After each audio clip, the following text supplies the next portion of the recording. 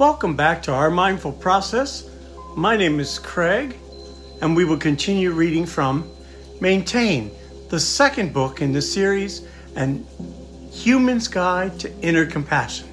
Copyright 2024 by Craig A. Burns. These daily readings are offered as part of the Our Mindful Process practice.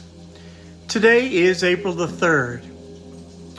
What if we're not ready to solve the great mysteries of life? What if we're just overwhelmed and confused with the big picture and don't even know what to do first? We can begin with what is in front of us. It's okay to be confused. In fact, it can be normal for who we are. Acknowledging that is the beginning of being kind to ourselves. From here, we can choose to do something really simple. We can break our sensations and human experiences down into easy to remember categories, or forms, as they are known in Buddhist philosophy. We think thoughts. Words and thoughts are form. We hear, see, taste, and speak. All of those are form one. Our senses are form two. There are all kinds of sounds and sights and flavors and words, and we can come in contact with people, places, and things that pop into our lives every moment. This is form three. In everyday life, our thoughts are the energy of all of our senses, and our physical sensations come at us all at once. They're interrelated and inseparable. What we can do to start is to look at each one of these pieces separately and then see how they all fit together in our lives. My thoughts catch me off guard.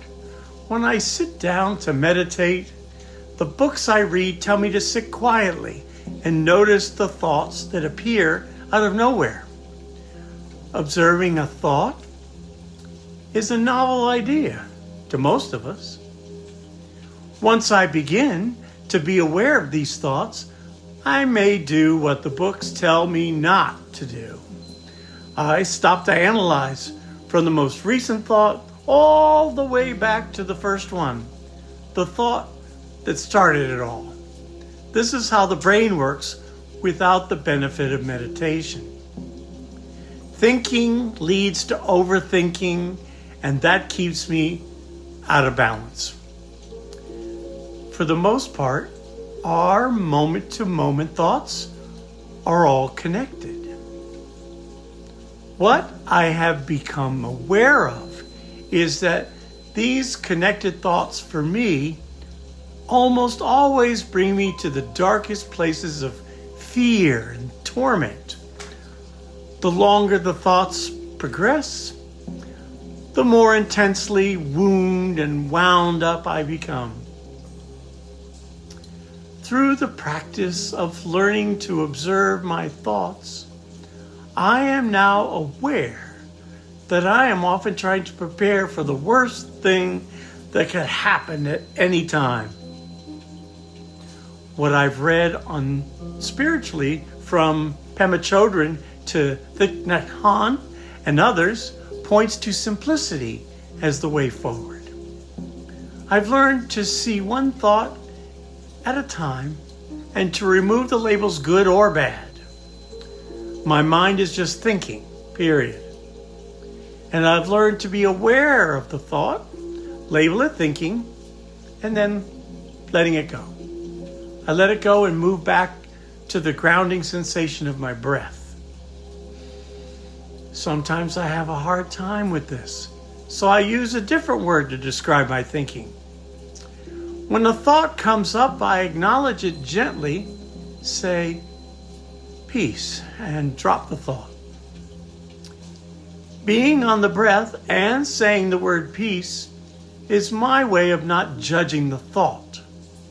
It reminds me to be kind to myself by letting the thought slip back to the space where it came from. This technique of looking at thoughts without labeling them brings a huge change in our ability to calm ourselves. And I know that many of my thoughts drive my shame, fear, anger, and more. And when I send the thoughts away, the feelings may linger, and I can practice sitting with them, one by one. This is easier said than done, but the practice is something I can manage progressively. I have learned that what often seems to be a discursive thought conversation created by my ego is nothing less than gasoline poured on the fire of feelings. But when I can separate the emotions from my thoughts, they have nothing to keep them going. Sooner or later, the feelings have to dissolve all by themselves. And when we can do this, we are practicing compassion about our very human experience without judgment. This is a kinder, more peaceful way to resolve the moment. This balanced approach brings me closer to the center of my being and draws me closer to others. Now every morning while I practice sitting for 25 to 40 minutes, I am able to practice observing any thoughts that arise. Saying peace reminds me to drop the thought. I can create a habit of just being. It all seems so simple, but it's not easy. In the long run, it's an action that creates more love within. You might remember the commercial. You may think it's butter, but it's not. It's chiffon. Well, our thoughts are the same way. We believe they're real, but they're not. Most of these reflections are false. So we need to let them go. True or false is not the goal of understanding thoughts in meditation. It is the observation of their impermanence. Write your reactions to this reading here in your journal. What is it like for you to sit still and observe your thoughts and let them go? As always, we appreciate you coming to practice with us. If you're interested in purchasing our book series, you can go to www.ourmindfulprocess.com. We also carry vinyl and embroidered t-shirts to support the marketing of our brand. If you're following us on our TikTok or YouTube channels, please feel free to like us and subscribe. And then share this with someone else. Mindfulness is a tool process that can change our lives. It is always my pleasure to be of service to my community. Thank you. As a side note, if you're not sure of the process to practice, please go to January 1st on our channel and look at the first video on how the process of mindfulness works. From there, we read the reading for the day. The first 35 days, or for the first 35 days, it is on the instruction of mindfulness itself.